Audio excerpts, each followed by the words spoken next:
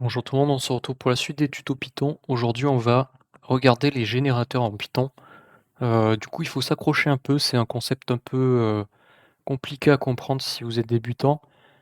Il y a deux façons de définir un générateur, soit avec une intention. Donc, si vous n'avez pas vu ma vidéo sur les intentions, que vous ne savez pas ce que c'est, je vous conseille d'aller la voir.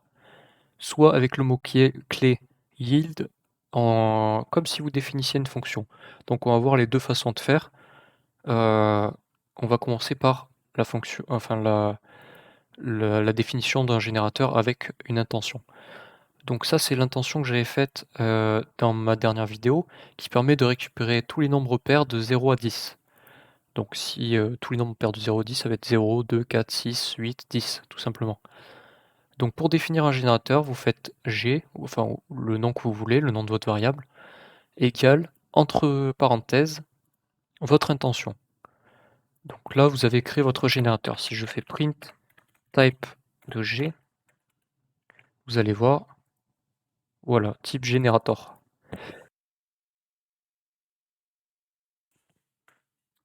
Donc si pour lire les données d'un générateur, il faut utiliser la fonction, la méthode next.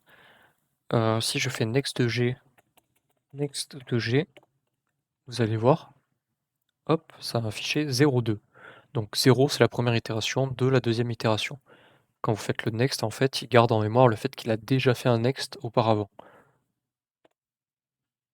Alors, c'est pas très pratique pour utiliser le générateur de faire des next. Donc le mieux, c'est d'utiliser les types qu'on a déjà vus, les listes, les tuples, les ensembles, et cetera. Donc si je veux faire par exemple une liste, je vais faire liste égale liste de G.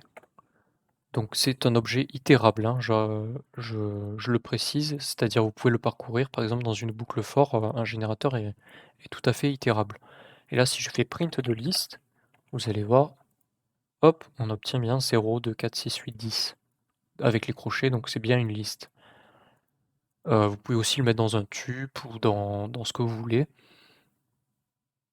Enfin, pas dans ce que vous voulez, mais dans un tuple, dans un ensemble, dans un dictionnaire, je pense que ça doit être faisable aussi. Du coup, ça c'était avec l'intention. Maintenant on va voir avec le mot-clé yield.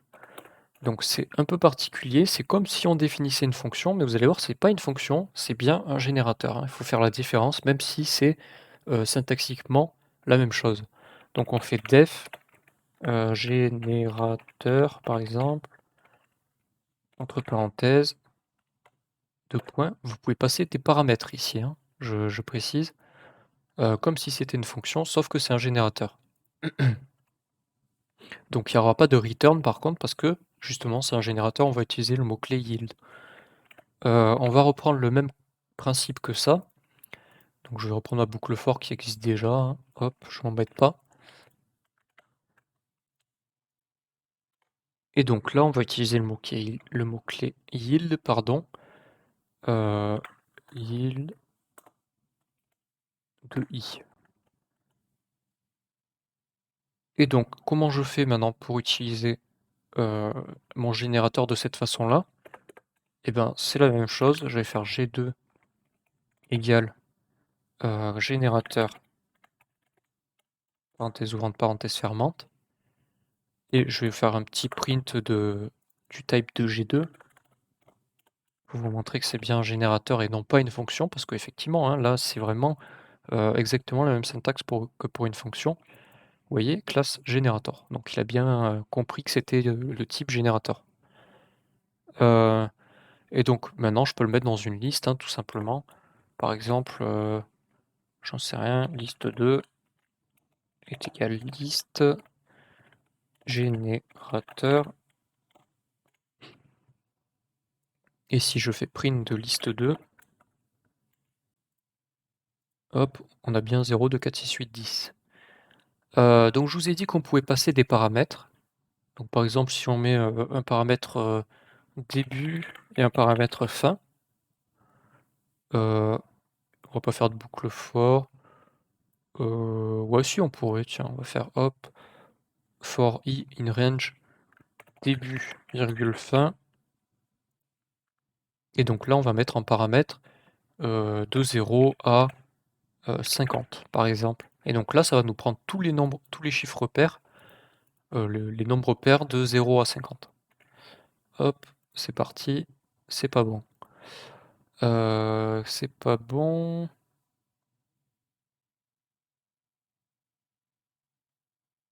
Ah pardon, qu'est-ce que j'ai fait? Ah oui, non, mais d'accord. Là, c'est G2 que je voulais mettre. Générateur 0,50. Hop, et vous voyez, ça prend bien tous les nombres pairs de 0 à 48 puisque ça s'arrête à 50. Donc si je veux que ça aille jusqu'à 50, je mets 51. Hop, voilà, on a bien de 0 à 50. Voilà, j'espère que c'est clair, c'est à peu près tout ce qu'il y a à voir sur les générateurs. Donc le mot-clé yield, très important. Si vous voulez, vous pouvez l'utiliser aussi de façon à définir, vos propres, itérations en fait. C'est-à-dire, si je mets def, gen2,